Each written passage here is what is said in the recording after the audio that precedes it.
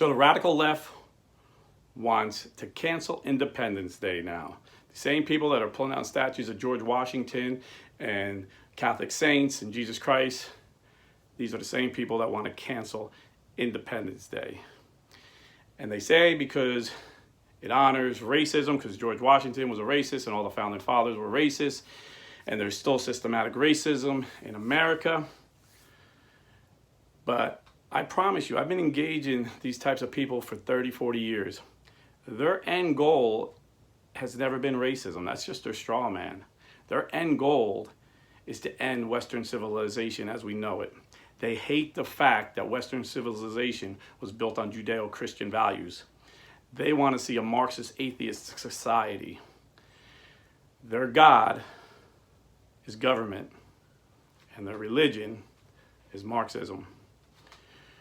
So I'm just going to give you a few brief points that you can use when you're arguing these radicals. Number one, we honor George Washington because George Washington was an amazing human being. Only Jesus Christ was the perfect human being, but George Washington was an amazing human being who deserves our honor. And I'm going to give you just one example, and then you study this man's life and you see many, many more examples why we consider this man great. One example was in 1776 and in 1777, when the British armies were approaching Philadelphia, Congress had to disband. And they gave George Washington unlimited powers. They basically made him a king. They gave him powers that weren't known since the Roman emperors. This guy had unlimited power. He was king. And he had the power to stay king. But each time, he gave it right back to Congress as soon as he can. He avoided that temptation for the future of America. And he took a ragtag army and defeated the greatest army known to man. And we tried a new experiment in America where we were represented, we were voted, we were represented by the people, for the people, by the people. Never heard of. This country showed a way of life that was never seen. Before America, most of the world, 90% of people in the world were poor, illiterate, lived in filth, died at a young age. Life was miserable. Every day was a drudgery. America, through our freedom of thought, that's under attack, our freedom of speech, which is under attack, freedom of religion, which is under attack, capitalistic society where we have free trade, which is under attack.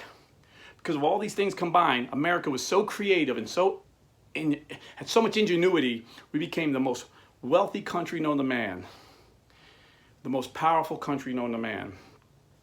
And you say, oh yeah, it was built by the backs of slaves.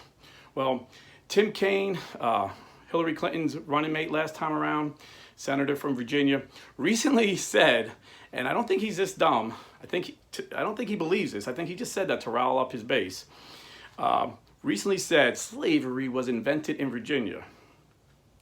The fact is, slavery has been around 10,000 years. The Jews were enslaved during the time of Moses. In fact, the word slave comes from the word Slav, because the Slavic people were such a large population there, and they were all enslaved. There were millions of Slavs that were enslaved at one time. So it just became synonymous. When you said Slav, that's what a slave was.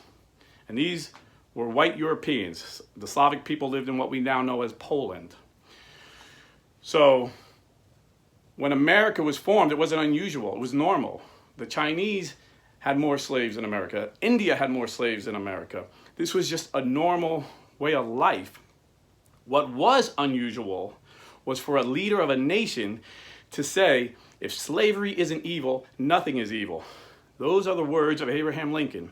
Another statue they're tearing down. They're actually tearing down statues of abolitionist fighters who were fighting and gave their lives to free the slaves. Because these people aren't about racism. These people are about erasing our history so they can mold our future and make it to what they want it to be. I just seen a Tuskegee Airman on the news yesterday. And the Tuskegee Airmen was a unit of fighter pilots in World War II.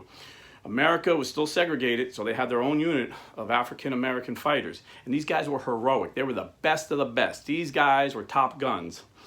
And a gentleman I seen, he was about 90 years old, said when he got out of the war, he applied for a job as a pilot with Eastern Airlines, and they turned him down because he was black. But he said, you know, I still love our Constitution, and I still love our country, even though at times our country doesn't apply the Constitution the way it was written.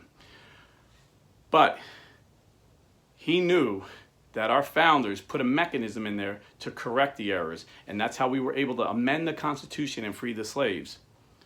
And we're not yet perfect. We're working on perfection. No nation is, but we are the greatest nation in the world because of men like George Washington, who said the Christian American would rather die on his back than live on his knees. Great men like Patrick Henry, who said, give me liberty or give me death.